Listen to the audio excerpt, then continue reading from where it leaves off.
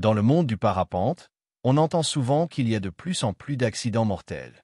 La faute est souvent attribuée au nombre croissant de débutants, au changement climatique ou à Donald Trump. Généralement, ces hypothèses sont fort peu étayées. Essayons de vérifier si une telle tendance existe vraiment. Avertissement. Lorsque cela est possible, les données utilisées dans cette vidéo sont sourcées en description. Certaines données utiles au calcul des probabilités ne sont pas mesurables. Elles seront donc estimées. Les données ne faisant pas l'objet d'estimation, utilisées dans cette vidéo, sont émises par la FFVL.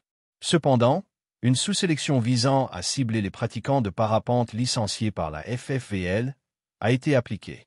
Les données présentées sont limitées aux années allant de 2017 à 2024. La notion de risque acceptable doit être évaluée par chaque pilote en fonction de sa propre situation. Chaque pilote est responsable de la mise en place de procédures de prévol optimales et adaptées à sa pratique. Avant de commencer, un petit rappel théorique s'impose. Pas de panique, c'est très simple. Le calcul de la probabilité, P, qu'un événement, E, se produise est proportionnel à la somme de tous les événements dépendants. Ainsi, dans le cas concret d'un tirage à pile ou face, l'événement, E, que la pièce tombe sur pile est égal à 1, puisque la pièce n'a qu'un côté pile. Alors que la somme des événements dépendants est de 2, puisque la pièce n'a que 2 faces. Par conséquent, les probabilités d'obtenir pile sont de 0,5, soit 50%. Si les probabilités de décès lors d'un vol en parapente étaient de 50%, peu de gens prendraient le risque de voler. Ce qui représente un risque acceptable ou non dépend de chacun. Aucune probabilité de risque acceptable n'est universelle. Essayons malgré tout d'objectiver cette dernière. Afin d'évaluer la probabilité de vol fatal en parapente, nous avons besoin de 2 données. La première est le nombre de décès lors d'un vol en parapente sur une période donnée. Ce sera notre variable E. La seconde est le nombre total de vols en parapente sur cette même période. Ceci sera la somme des événements dépendants.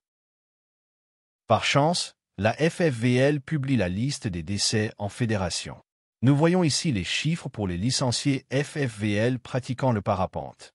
Les données concernant les accidents de delta ou speed reading ont été ignorées. Le nombre total de vols en parapente par année ne sont pas disponibles et très difficilement évaluables. Nous allons donc devoir faire une estimation.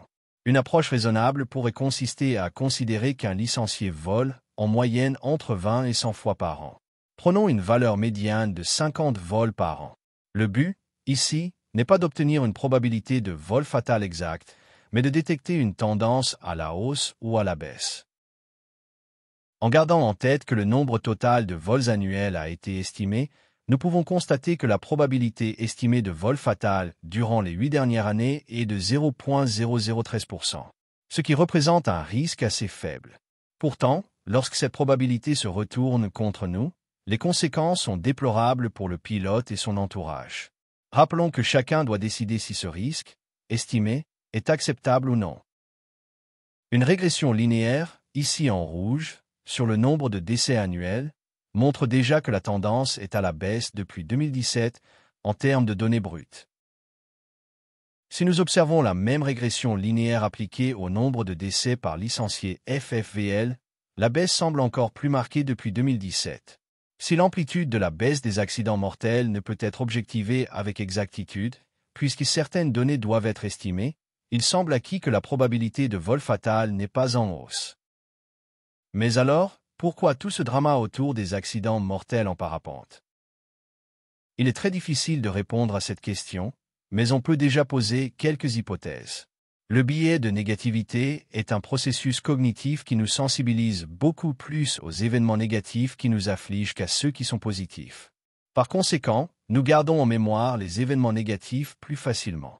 Le biais de confirmation, également dénommé biais de confirmation d'hypothèse, est un mécanisme cognitif qui consiste à privilégier les informations confirmant ces idées préconçues. En conjonction du biais de négativité, nous pouvons voir dans chaque événement négatif une confirmation de notre ressenti.